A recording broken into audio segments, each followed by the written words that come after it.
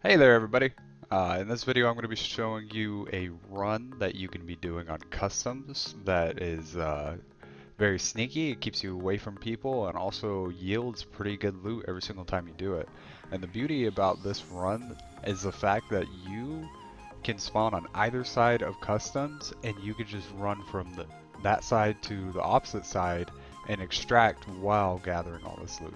So in this run, we are aiming to grab caches and loot areas that are, near your spawns or that are relatively hidden away from where most people are going to be. And just like this one, for example, there is a weapons crate inside the van and up against this wall. But immediately after, you are going to want to move across the water. The most safest spot would probably be going through the junk bridge. You are actually going to want to hug this wall because it gives you the most cover and, it blocks off the complete left side of you, so you only have to worry about the right side and behind you. And this is actually true for if you spawn on the other side of the map too. You're going to want to hug this wall whenever you're coming to crossroads as your extraction point. Then once you make it past Junk Bridge, you move through the brush and get pretty much all the way up to Sniper Roadblock and just cross the street quickly and get into the hills with the trees, and so you're in cover. And once you're pretty much there is when you are going to start looting caches, and you're going to be hitting a lot of these. So once you cross the road that goes up to dorms, you are going to be hitting your first cache in the storage container. You can duck or crawl under this pipe or just walk around it like I did. And the cache is just sitting inside the back of it. And don't freak out whenever you're in this area because a lot of times you will be hearing shooting from both sides of you. But those people usually stick to the dorms or stick to the behind the wall where they're, camping and trying to kill people that's running up on them, but you're going to have plenty of cover just to keep on moving.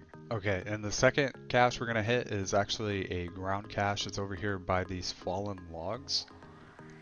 This one took me a while to find. I saw it on a map and it was just kind of hard to see, but it's pretty much in between these fallen logs and this tree, and if you click it and then lay down, you are pretty much in cover as you're looting. You don't have to worry about it.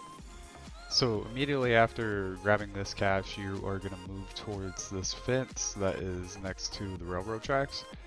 And this fence is pretty long, but you can tell where this cache is by the fact that there are two entryways into the fence right next to each other. And all you got to do is go through the one to the right, and then the cache is going to be to the right on the opposite side of that. So you're going to hit these three caches pretty quickly, but for the next one you are going to have to move north a little bit and hug this fence line until you reach this tower, and right next to the tower on the opposite side of the fence, in an area you can't actually walk to, is the next cache. And this cache you are going to have to actually probably lay down to grab. For some reason the registration when you're crouching just doesn't work very well. But yeah, you can pick it up. And once you grab that one, you continue along the fence until you get to another ground cache that is in between these two boulders. And this one, yeah, it's a ground cache, and this one you have a lot of cover just to crouch and pick it up. And from here, you just continue walking the fence line. This is probably the most important part because it keeps you in cover away from people, and you're going to be doing this pretty much for the rest of this run until you get to the extraction point. And the next cache we're going to grab is actually right next to military base CP, the extraction point. And we're not going to be exiting from here. I don't think this is actually a PMC exit, but there is a cache right to the right of it. Then after you pick that one up, you are going to just head on down to the scab checkpoint, just hug that wall. You're kind of up at an angle, but you are still more covered than walking down the street. And there's pretty much no great option right here, but a lot of people don't hang out in this area, so you should be okay. But once you get down to scab checkpoint, there's no cache here, but there is a lot of loot around this area. You gotta look on top of these boxes next to this barrier. Inside this storage container has a toolbox, and then it usually has some kind of weapon modifications on top of the boxes inside of here. And then there's also a med bag just sitting here right next to it. And you loot all that, you only got one more spot, you just move through the hole in the fence, then hug that wall completely until you hit the factory far corner checkpoint, which you may or may not have as a PMC, but there's an extraction right next to this that you're most certainly going to have if you spawn on the opposite side of the map.